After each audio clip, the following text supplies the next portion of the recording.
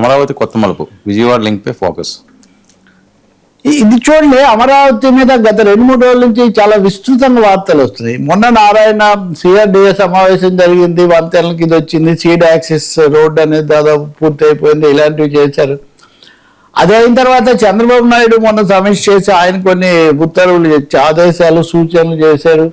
ఈ రోజేమో హోంమంత్రి అనిత, తర్వాత ఇంకో మంత్రి కొనపల్లి శ్రీనివాసు వీళ్ళు వెళ్ళి ఆ కట్టినటువంటి ఆ ఎమ్మెల్యేల కోసం కట్టిన క్వార్టర్స్ లేకపోతే అవి ప్లాట్స్ అవి చూసి బాగున్నాయి చాలా ఇది అని చెప్పి వాళ్ళు చెప్తూ ఉన్నారు. రకరకాల రూపాల్లో అమరావతి గురించి దాని గురించి వార్తలు వస్తున్నాయి. నిన్న నారాయణ ఈ విషయం మాట్లాడారు. ఈ సమయంలో మనకు 2-3 కనిపిస్తున్నాయి. ఒకటేమో అక్కడ కార్యకలాపాలు పెంచటం, రెండవది నారాయణ మంత్రి చెప్పింది ఏంటంటే ఇది చాలా ముఖ్యమైనది.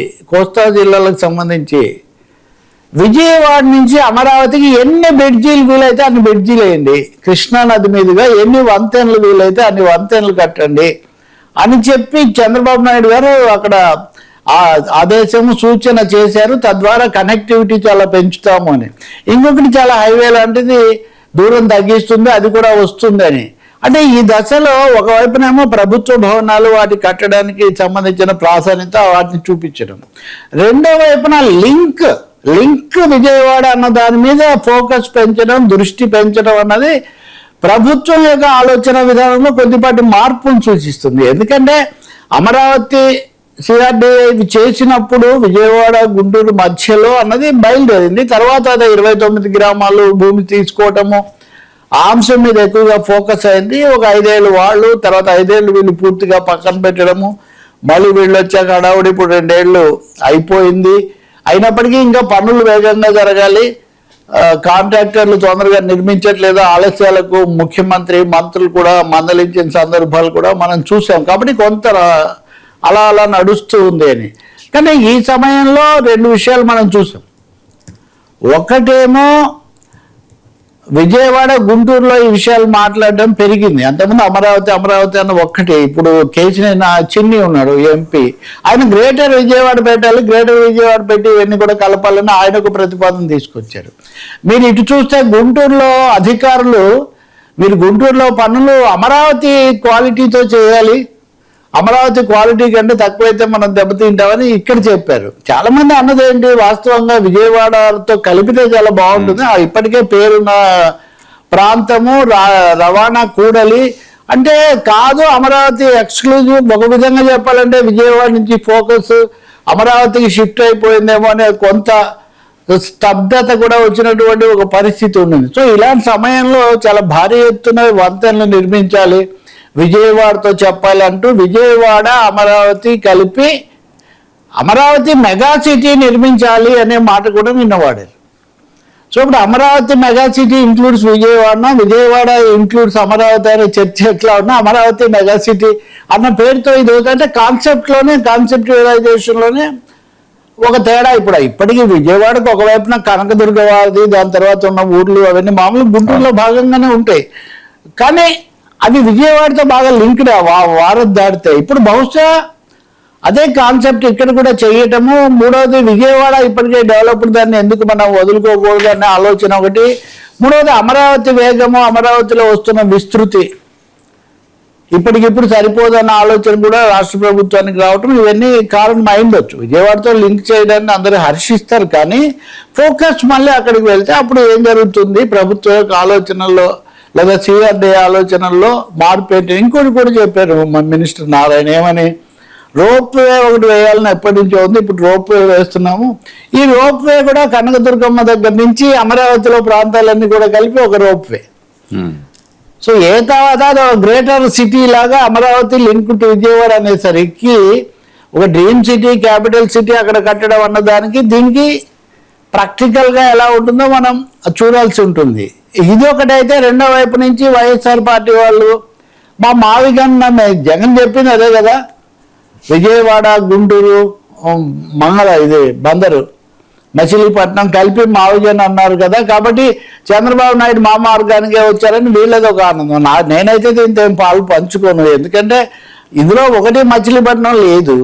రెండో విషయం, ముందు నుంచి విజయవాడ గుంటూరు మధ్యలో అన్నది ఉంది. ఆ వాస్తవికత ఎక్కడో దెబ్బతిని కొంచెం పాక్షికంగా అవ్వడం వల్ల కొన్ని సమస్యలు వచ్చాయి. ఇప్పటికైనా దాన్ని గుర్తించి బ్యాలెన్స్ చేసుకోగలిగితే చాలా మంచిదే. కానీ ఇదేదో మావిగన్ ఫార్ములా లేదా మీరు ఉన్నప్పుడు మావిగన్ అని ఉంటే అప్పుడు దానికి ఏమైనా ఒక ఇది ఉండేది, ఒక విలువ అనండి, ప్రాధాన్యత అనండి. మీరు ఒక స్లోగన్గా అది ఇచ్చారు, కానీ ఇప్పుడు అది మావిగన్ ఇచ్చే స్లోగన్. ఇట్స్ నాట్ అదేం కాన్సెప్ట్ ఏం కాదు. రెండోది విజయవాడ గుంటూరు ఎప్పుడో ఇది చెన్నారెడ్డి ముఖ్యమంత్రిగా ఉండగా 1978లో బీజీటీ కూడా మొదటిది అదే. ఆ తర్వాత విశాఖపట్నం, తిరుపతి అన్నిటికీ ఎక్స్టెండ్ అయింది.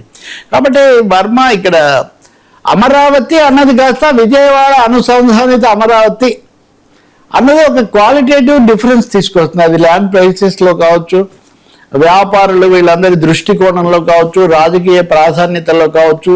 అది సూటిగా చెప్పకుండా ప్రభుత్వం విధానంలో షిఫ్ట్ అనకుండా వాళ్ళు నెమ్మదిగా సూచనప్రాయంగా చంద్రబాబు నాయుడు అని చెప్పారు. అది నిన్నటితో ఈ రోజుతో వరుస ప్రకటనలు, పైన రోప్వే దగ్గర నుంచి, నీళ్ళ మీద వంతెనల దగ్గర నుంచి, హైవేలను విస్తరణ చేయడం దగ్గర నుంచి మొత్తం దృష్టి అటువైపు పెట్టారు. అది ఎలా ఉంటుందో మనం చూడాలి. సో ఈ సమయంలో అసలు అమరావతి దాని భవిష్యత్తు ఎట్లా ఉంటుంది? ఒక్క వైసీపీ తప్పితే ఎవరు అమరావతి కట్టాలి, తొందరగా కట్టాలి, వాస్తవంగా కట్టాలని చెప్తున్నారు కదా. ఈ సమయంలో కర్ల్ ఉపాధ్యాయ్ అనే ఆమె చేసిన ఒక urbanising the future a new city in agrarian city project in agrarian South India అని 10 ఏళ్ల పాటు అమరావతిలో అధ్యయనం చేశారు. ఫ్రంట్ లైన్ పత్రిక ఈసారి ప్రత్యేకంగా ఆమెను ఇంటర్వ్యూ కూడా చేశారు, వాళ్ళ ఇది కూడా ఇచ్చారు. ఇది చాలా ఇంట్రెస్టింగ్. ఈమె పరిశోధించి కొన్ని ముఖ్యమైన అంశాలు చెప్పారు. మన వీక్షకులు కూడా ఎప్పుడు వింటున్నారు కాబట్టి మనం పంచుకోవడం మెరుగ్గా ఉంటుంది. ఈమె కేవలం అమరావతి కోసం చేయలేదు, అర్బనైజింగ్ ది ఫ్యూచర్. ప్రపంచవ్యాప్తంగా ప్రపంచ బ్యాంకు నమూనానండి, ఇప్పుడు గ్లోబలైజేషన్ అండి, ఈ క్రమంలో గ్రామీణ ప్రాంతాలను పట్టణ ప్రాంతాలుగా మార్చేటటువంటి ఒక ప్రక్రియ జరుగుతుంది. ఈ ప్రక్రియకు ప్రపంచ బ్యాంకు అప్పులు ఇస్తుంది. రెండవది గ్రామాల్లో ఉన్న భూములను అసెట్స్గా మార్చడం, అసెటైజేషన్ ఆఫ్ రూరల్ ఏరియాస్ అన్నది ఒక పెద్ద నినాదంగా ఉంది. గతంలో గ్రామాల్లో పెద్ద కాస్త ధనం కలిగిన ధనిక రైతులు, భూస్వాములు ఆ పెట్టుబడి, ఆ సర్ప్లస్ తెచ్చి సినిమాల మీద పెట్టిన వాళ్ళు ఉన్నారు, పరిశ్రమల మీద పెట్టిన వాళ్ళు, భూముల మీద పెట్టిన వాళ్ళు ఉన్నారు. కానీ ఇప్పుడు ఒక అర్బనైజేషన్ ప్రాసెస్ కోసం దీన్ని పెడుతున్నారు. హైదరాబాద్లో కూడా అలాగే పెట్టారు, మద్రాసులో వెళ్ళి సినిమా రంగంలో పెట్టారు గతంలో. ఈ పెట్టే క్రమంలో రాజకీయాలు, వాళ్ళ సామాజిక నేపథ్యాలు ఇవన్నీ కూడా ప్రభావం చూపించాయి. కానీ అమరావతికి వచ్చేసరికి వీటన్నిటిని మించిన ఒక పెద్ద ప్రక్రియ, ఉన్న చోట పెట్టుబడి పెట్టడం కాకుండా ఇక్కడ కొత్త నగరం నిర్మించటం అనేసరికి అది రాజకీయం కూడా జోడించబడింది. కాబట్టి రాజకీయ, సామాజిక, ఆర్థిక ఈ ప్రభావాలన్నీ కలిసి అమరావతి అన్నది ఒక పెద్ద ప్రయోగంగా తయారైంది. ఈ తయారైనటువంటి ప్రయోగం యొక్క భవిష్యత్తు ఎలా ఉంటుంది, ఎప్పటికి పూర్తవుతుంది, ఈ ప్రశ్నలు మటుకు ఆలోచించదగినవే. ఎందుకంటే ప్రపంచ బ్యాంకు మనం కట్టుకోవడానికి అప్పిచ్చి వాళ్ళు వసూలు చేసుకుంటున్నారు, కానీ వాళ్ళేమి పెట్టుబడి పెట్టరు. పెట్టట్లేదు కూడా, పెడతారని ప్రభుత్వం కూడా చెప్పట్లేదు.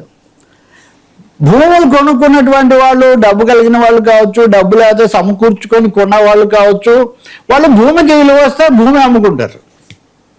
రైతులేమో తమ భూమికి ఎక్కువ విలువ వస్తుంది అనుకుని పూలింగ్ ఫార్ములా పనిచేసింది కాబట్టి దేశంలో చాలా చోట్ల వచ్చినట్టు ఇక్కడ నిరసన రాలేదు. అనేక మంది రైతులు ఇచ్చారు, ఈ విధమైన రైతులు. ఇప్పుడు ఈ రైతులు కానీ, పెట్టుబడి పెట్టిన భూములు కొన్న వాళ్ళు కానీ వీళ్ళందరూ కోరేదేంటి? భూమికి విలువ పెరగాలి. భూమికి విలువ పెరిగితే తమకు లాభం జరుగుతుంది, లేదా తమకు భవిష్యత్తు బాగుంటుందని వాళ్ళు ఆశిస్తున్నారు. కానీ భూమికి విలువ పెరగాలంటే అక్కడ వ్యాపారాలు, ఆర్థిక లావాదేవీలు ఇవన్నీ పెరగాలి అంటే పెద్ద కార్పొరేట్లు లేదా అంతర్జాతీయ పెట్టుబడులు వస్తాయంటే వచ్చే వాతావరణం ఇప్పటికి కనిపించట్లేదు. ప్రభుత్వమే భూమి ఇచ్చి సదుపాయాలు, రాయితీలు ఇవన్నీ కల్పిస్తే కొంతమంది నెమ్మదిగా వస్తున్నారు. కానీ అమరావతిలో ఇప్పటికిప్పుడు బయట నుంచి భారీగా పెట్టుబడులు వచ్చే అవకాశం అంతగా కనిపించడం లేదు.